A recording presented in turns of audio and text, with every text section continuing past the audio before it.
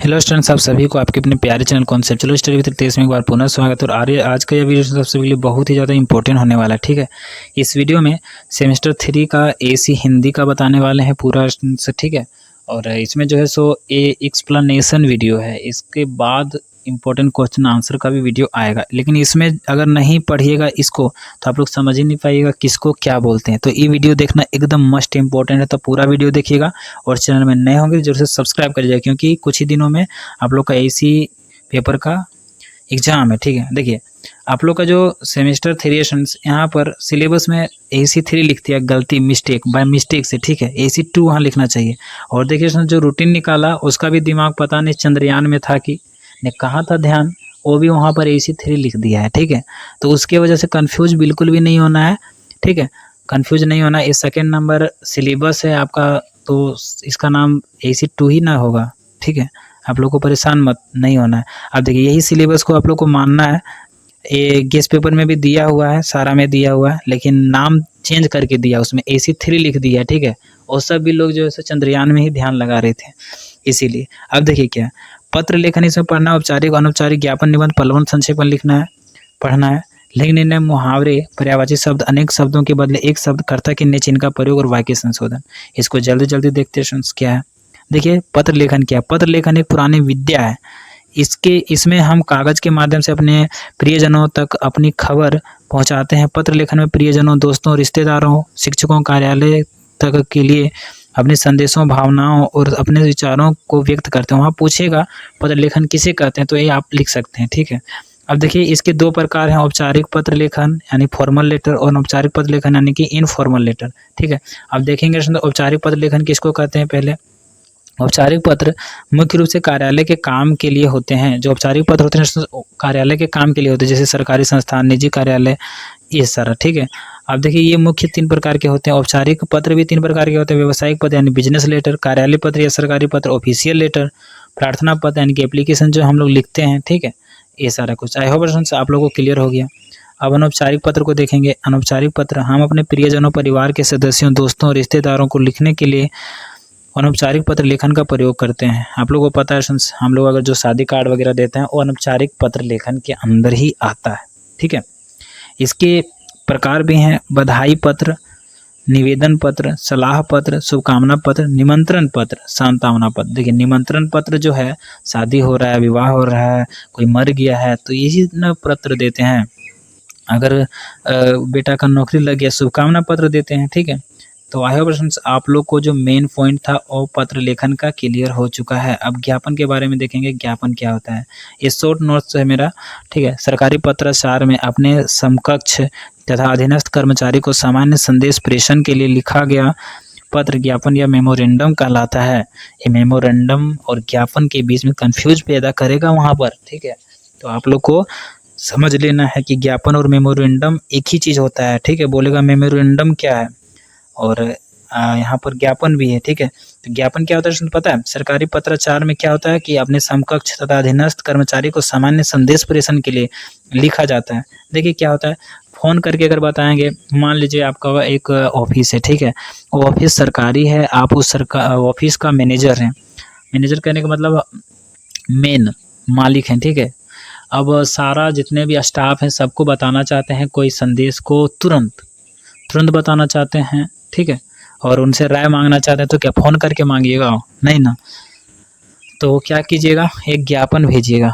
ठीक है, ज्ञापन यानी एक कागज़ में लिख के दे दीजिएगा कि आज से जो सो ये रूल माना जाएगा। ठीक है, आप लोग कौन कौन सहमत हैं इसमें साइन करके दीजिए।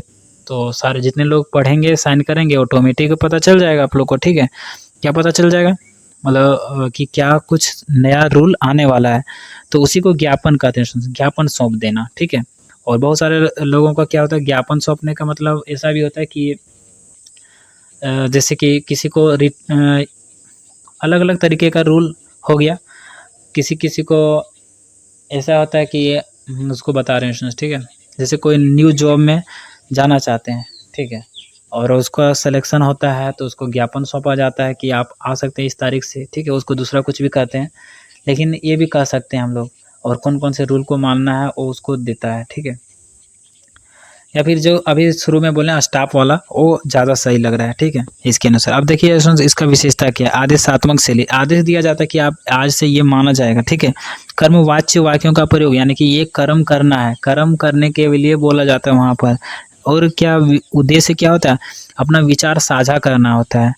और या फिर बधाई या सकारात्मक समाचार देना होता है कि आज हम बॉस हैं आप लोग के और मेरे बेटा का जॉब लग गया, ठीक है, तो आज पार्टी होगा। एक ज्ञापन सौंपा जाता है, एक काम को बताया जाता है, ठीक है। और आदेश दिया जाता है कि सब लोग आएंगे घर मेरे। देखिए लाभ क्या है, समय बचाने वाला माध्यम। अगर फ़ोन में बात करेगा सबको एक चीज़ बता पाएगा, बताते बताते थक जाएगा, लास्ट में बता ही नहीं पाएगा, ठीक है। तो उससे अच्छा यही है, ठीक है फ्रेंड्स। अब देखिए निबंध। तो सबसे पहले आप लोग ये बताइए कि ज्ञापन समझ में आ गया आप लोग को, आ गया तो अब हम निबंध में जाएंगे, ठीक है। अब देखिए निबंध का मतलब क्या होता है। निबंध नी प्लस बंध इन दो शब्दों से मिलकर बना है, जिसका अर्थ है किसी भी विषय पर विस्तार पूर्वक, सुव्यवस्थित, रचनात्मक, विचार पूर्वक और क्रमबद्ध रूप से लिखना, ठीक है। निबंध का मतलब क्या है कि दो शब्दों से मिलकर बना ये नी प्लस बंध, जिसका अर्थ है किसी भी विषय पर विस्तार पूर्वक, सुव्यवस्थित, रचनात्मक, विचार पूर्वक और क्रमबद्ध रूप से लिखना, ठीक है। किसी भी टॉपिक पर पूरा बढ़ा चढ़ा के लिखना, ठीक है, विस्तार पूर्वक लिखना उसी को कहते हैं। विचार पूर्वक दिमाग लगा के, ऐसा नहीं कि कुछ भी लिख दीजिएगा। विशेषता क्या है, तो वर्णनात्मक होता है। वर्णनात्मक मतलब पूरा ज़्यादा वर्णन किया जाता है किसी भी टॉपिक को। विचारात्मक मतलब सोच सोच के। विवरणात्मक मतलब उसका विवरण भी साथ में दिया जाता है। ऐसा नहीं कि हम बोल दें कि इस तारीख को एक हॉस्पिटल खुला, पता ही नहीं है कि आपको कौन सा हॉस्पिटल खुला या फिर कब खुला, तो वो जो है सो विवरणात्मक नहीं हो जाता, इसीलिए विवरणात्मक ढंग से प्रस्तुत करना है। नेक्स्ट है पल्लवन।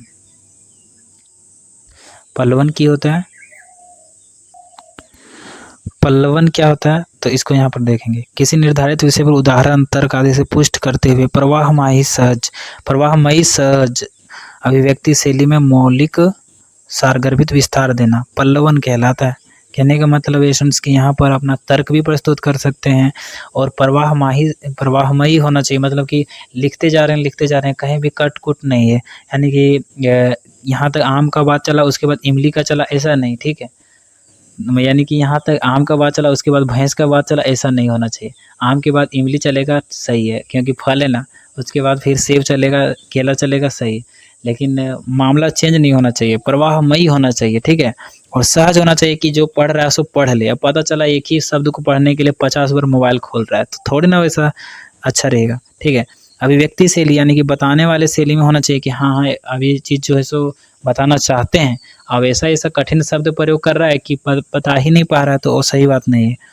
मौलिक सारगर्भित विस्तार देना, तो एक अच्छे तरीके से उसको विस्तार देना, यानी कि किसी भी चीज़ को बढ़ा चढ़ा कर, पूरा एकदम बढ़ा चढ़ा कर नहीं, उसको लंबा करके लिखना, ठीक है। वर्णन करते करते लंबा करना, ऐसा नहीं कि जो चीज़ नहीं है उसको लिख देना, जो चीज़ नहीं उसको नहीं लिखना।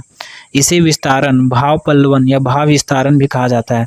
ये सारा नाम है, वहाँ पर पूछेगा भाव पल्लवन क्या होता है, इस तरह से पूछ देगा, ठीक है। तो आप लोग को बताना है कि पल्लवन ही होता है। निबंधात्मकता इसके अंदर होता है, बहुत ज़्यादा विवरण के साथ लिखा जाता है। विवरण ज़्यादा नहीं होता है और हो भी सकता है जिस तरह से आप लिखना चाहें, लेकिन ये थोड़ा लंबा होता है। अन्य पुरुष में लिखना, यानी कि अन्य पुरुष में लिखना है, प्रथम पुरुष में भी नहीं, द्वितीय पुरुष में भी नहीं, प्रथम पुरुष, मध्यम पुरुष और क्या होता है तृतीय, वो भी मतलब first person, second person, third person में नहीं, ये जो है सो अदर पर्सन में लिखना है, ठीक है, किसी अलग चीज़ में। तो आगे प्रश्न आप लोग को पल्लवन समझ में आ गया कि बढ़ा चढ़ा कर लिखना होता है। अपने भाव को भी उसमें वर्णन कर सकते हैं, लेकिन संक्षेपण में भाव को नहीं कर सकते, ठीक है। देखिएगा संक्षेपण का नाम से ही पता चल रहा है कि किसी भी चीज़ को छोटा करके लिखना। देखते हैं क्या छोटा करना है। किसी बड़े निबंध, लेख, शोध प्रबंध आदि के मुख्य विचारों, तर्कों आदि को छोटा करके प्रस्तुत करना संक्षेपण यानी प्रेसिज राइटिंग कहलाता है। इसको अंग्रेजी में समराइजिंग, प्रेसी राइटिंग अथवा प्रेसी भी कहते हैं। इसको इंग्लिश में क्या कहते हैं, समराइजिंग कहते हैं, प्रेसी राइटिंग कहते हैं, अथवा प्रेसी भी कह देते हैं इसको, ठीक है, इस संक्षेपण को। आगे देखिए विशेषता क्या है, इसके अंदर स्पष्टता आता है। इसमें जो है ना स्पष्ट हो जाता है क्योंकि कम शब्दों में लिखा जाता है। व्याकरण को ध्यान में रखना। अब देखिए 4 शब्द लिखिएगा, उसमें 50 को गलती कीजिएगा तो सही नहीं रहेगा, ठीक है। तो 4 शब्द लिखिएगा और सारा सही से लिखना पड़ेगा आपको, एक भी शब्द गलत नहीं करना पड़ेगा, इसीलिए यहाँ पर व्याकरण को ध्यान में रखने बोले हैं। अब देखिए क्लियर हो गया ना स्टूडेंट्स आप लोग को। अब इसको अगर जिनको डिटेल में पढ़ना है, डिटेल वाला मेरा PDF है डाला हुआ, ठीक है, प्राइवेट ग्रुप में, वहाँ डिटेल में आप लोग उदाहरण सहित क्वेश्चन सहित वो भी दिखाएंगे, ठीक है, आप लोग टेंशन नहीं लीजिए। अब देखिए लिंग निर्णय क्या होता है। लिंग निर्णय सभी को पता होगा लिंग क्या होता है, ठीक है। लिंग निर्णय यानी कि आप स्त्री हैं या पुरुष हैं उसको पता चलता है लिंग से, ठीक है। अब देखिए संज्ञा के जिस रूप से व्यक्ति या वस्तु की जाति स्त्री या पुरुष के भेद का बोध होता है, जिससे संज्ञा के जिस रूप से व्यक्ति का या वस्तु की जाति यानी कि स्त्री या पुरुष के भेद का बोध होता है उसे लिंग कहते हैं, ठीक है। जिससे हम लोग को पता चलेगा कि लड़की या लड़का है तो उसी को ना लिंग बोलेंगे स्टूडेंट्स, तो ऐसा है, ठीक है। अब आगे देखिए इसका पता लगाना लिंग निर्णय कहलाता है। इसको जो पता लगाते हैं उसी को लिंग निर्णय कहते हैं, ठीक है। जैसे स्त्रीलिंग सीता, रानी, गीता, पुल्लिंग है राम, राजा, मोहन, नपुंसकलिंग का तो कुछ पता नहीं चल रहा है, ठीक है, छोड़ दीजिए उसको। आगे देखिए स्टूडेंट्स क्या है, तो आई होप स्टूडेंट्स ये लिंग आपको पता चल गया होगा क्या होता है, ठीक है, और लिंग निर्णय क्या होता है। अब देखिए मुहावरे। मुहावरे क्या होता है, जिस सुगठित शब्द समूह से लक्षणाजन्य और कभी कभी व्यंजनाजन्य कुछ विशिष्ट तर अर्थ निकलता है उसे मुहावरा कहते हैं। कुछ अलग ही टाइप का जो है सो शब्दों को अभिव्यक्त करता है उसी को मुहावरा कहते हैं। यह अरबी भाषा का शब्द है। ये जो शब्द है मुहावरा अरबी भाषा का शब्द है जिसका अर्थ है बातचीत करना या उत्तर देना। किसी को उत्तर देने के लिए अलग अलग तरह का बोलता है। जैसे कि कोई जो है सो ज़्यादा ओवर स्मार्ट बनता है ना उसको बोलता है अधजल गगरी छलकत जाए। कहता है कि जिसके अंदर कम ज्ञान होता है वो उतना ही ज़्यादा बढ़ा चढ़ा कर बोलता है। यानी कि एक बार कोई गया होगा ट्रेन को देखा होगा, बोला कि ट्रेन का मालिक हम ही हैं, इस तरह से, ठीक है। या कुछ अलग ही टाइप का जो जिसके अंदर कम ज्ञान होता है ज़्यादा बोलता है, ठीक है। जैसे कहने का मतलब किसी की कोई नदी में कम पानी रहता है लेकिन कितना छलकता हुआ जाता है, उसी तरह से, ठीक है। और बड़ा बड़ा समुद्र में देखिए एक जरा सा भी नहीं उछलता है पानी, आप ही को बहा के ले जाएगा, ठीक है, इस तरह से। तो मुहावरा का मतलब समझ में आ गया। पर्यायवाची शब्द किसको कहते हैं उसको समझिए। ऐसे शब्द जिनके अर्थ समान हो पर्यायवाची शब्द कहलाते हैं। इसको सिनोनिम्स भी कहते हैं, ठीक है, सिनोनिम्स। पर्यायवाची शब्द किसको कहते हैं, जिसका अर्थ समान हो, जिनके अर्थ समान हो। जैसे सूर्य, सूर्य का अलग नाम है सूरज, दिनकर, भास्कर। इसका सारा का अर्थ तो समान ही है, सूर्य ही है, ठीक है। इसी तरह से पृथ्वी को हम लोग धरती कहते हैं, जमीन कहते हैं, ये सारा। अब देखिए अगला देखते हैं। अनेक शब्दों के बदले एक शब्द है। जो ईश्वर को मानता हो आस्तिक, जो नहीं मानता हो नास्तिक, ठीक है। अनेक शब्दों के बदले एक शब्द जो प्रयोग कर रहे हैं आस्तिक वाला, इतना लंबा शब्दों के लिए 100 शब्दों का एक शब्द, इस तरह से जो करते हैं वो सारा क्या है, अनेक शब्दों के बदले एक शब्द, ठीक है। अब देखिए कर्ता के ने चिन्ह का प्रयोग हम लोग कैसे करेंगे। वाक्य में जो शब्द काम करने वाले के अर्थ में आता है उसे कर्ता कहते हैं। जो वाक्य में काम करने के लिए आता है, जैसे कि राम खेल रहा है तो यहाँ कर्ता कौन है, राम है, ठीक है। अब देखिए यहाँ मनोज ने आम खाया, देखिए स्टूडेंट्स यहाँ पर ने चिन्ह का प्रयोग किया ना, मनोज ने आम खाया, तो यहाँ ने चिन्ह का प्रयोग कर रहे हैं। इसी तरह से वहाँ प्रयोग करने के लिए दिया जाएगा, ठीक है, आप लोग प्रयोग कर लीजिएगा। अब देखिए वाक्य संशोधन लास्ट बचा हुआ है तो आप लोग देख ही लीजिए इसको, ठीक है। वाक्य संशोधन क्या है। हिंदी के किसी भी वाक्य में लिंग, वचन, कारक, संज्ञा, सर्वनाम, विशेषण, पुनरुक्ति और पदक्रम आदि से संबंधित गलतियों या अशुद्धियों को दूर कर शुद्ध वाक्य बनाना वाक्य संशोधन कहलाता है, ठीक है। देखिए किसी भी वाक्य उसका लिंग अगर चेंज है, वचन, कारक, संज्ञा, सर्वनाम, विशेषण, पुनरुक्ति और पदक्रम आदि संबंधित गलती है या अशुद्धि है तो उसको दूर करके शुद्ध वाक्य बनाना ही वाक्य संशोधन कहलाता है। जैसे कि हम उसका नहीं काम किया, ये गलत लग रहा है कि नहीं लग रहा है ना, इसको लिखेंगे हमने उसका काम नहीं किया, ये होगा, ठीक है, वाक्य संशोधन करना है। तो आई होप आप लोग को सारा क्लियर हो गया होगा, ठीक है। क्लियर हो गया तो आप लोग कमेंट करके बताइएगा, और कुछ अगर नहीं क्लियर हुआ तो आप लोग कमेंट में बताइएगा, ठीक है।